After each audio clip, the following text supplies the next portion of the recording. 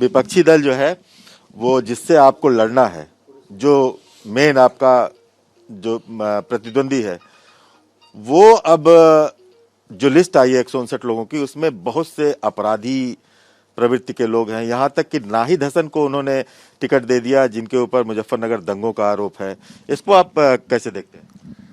वो तो मान के चलिए कि जो आरोप लग रहा था उसने साबित कर दिया कि दंगाबाद अपराध के समर्थक हैं, राम भक्तों पर गोली चलवाने वाले हैं, और जब दंगा होता है हिंदू मुसलमान राइट कराने वाले हैं, जब दंगा होता है तो प्रशासन को रोक कर दंगा और बढ़ाने वाले हैं। ये तो SIT और जांचों में आया हुआ था, तो उसे वो साबित कर रहे हैं, तो उसमें कौन सी नई बात है।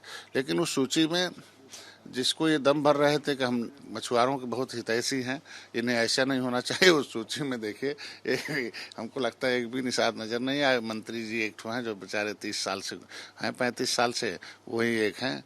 बाकी तो कहीं 18% आबादी अगर संख्या के हिसाब से कहते हैं कि हमें ये जनगणना होनी चाहिए होनी चाहिए होनी चाहिए, तो 18% आबादी निषादों की उसको देना चाहिए ना। हम तो कहते हैं भारतीय जनता पार्टी में धन्यवाद दूंगा, कम से कम पहली लिस्ट में कम से कम 11 मछुआ समुदाय के लोगों को जगह दिया, तो बहुत बड़ी बात है ना। सबका साथ, सबका विकास, सबका विश्वास लेके भारतीय जनता पार्टी चले, इसलिए 2014, 2017, 2019 लगातार आगे बढ़ रही है और सारी समस्याओं के समाधान की तरफ भी शीर्ष नेतृत्व चिंता कर रहा है और काम भी कर रहा है। एक नाहिद हसन को जिस तरह टिकट दिया गया है, सामाजिक न्याय की बात ये लोग करते हैं, पिछड़ों के आगे की बात करते हैं। नाहिद हसन के समर्थकों का वीडियो आया है जिसमें वो कह रहे हैं कि अगर जाट गुजर हमको वोट नहीं देते हैं तो हम उनको भूसा भर देंगे दूसरे विधानसभा में जहां हमारी संख्या ज्यादा है। वो तो कह रहे हैं, वो तो कर चुके हैं ना। इससे पहले दंगा में कितनी हत्याएं हुई हैं, कितने काट मार हुए हैं। हिंदू मुसलमान राइट कराते थे, जब से हम मोदी जी आए, योगी जी आए, कहाँ हिंदू मुसलमान हो रहा। जिसकी दुकानें बंद हो रही हैं फिर उसी से दुकान चलती है, दंगे से दुकान चलती है, उस तुष्टीकरण से दुकान चलती है। तो जिसके से दुकान चलती है फिर दुकान खोलने के लिए तो ऐसे अपराधी चाहिए ना, तो वो उसी अपराधी को इकट्ठा करेंगे तभी तो उनकी दुकान चलती है। लेकिन अब भारत उत्तर प्रदेश की जनता जान चुकी है, 2014 से लगातार इन्हें हटा रही है और इस बार भी उन्हें कोई अवसर में नहीं मिलेगा। इन्हीं से समाजवाद आएगा उत्तर प्रदेश में। अब उनसे पूछा जाना चाहिए समाजवाद कहाँ है।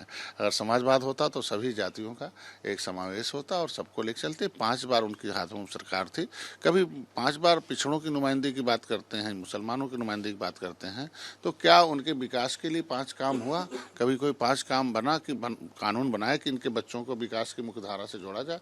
आज के दिन में पिछड़ी जातियां जाती हैं थानों पुलिस में या किसी विभाग में, तो कोई चपरासी बाबू नहीं पाती हैं कि अगर मिल जाए तो हम लोग बड़े अधिकारी से मिलकर अपने दर्द को न्याय ले लें। आप खाली एक बिरादरी के पाती हैं सारे विभागों में, तो उनको निश्चित रूप से मिलता है।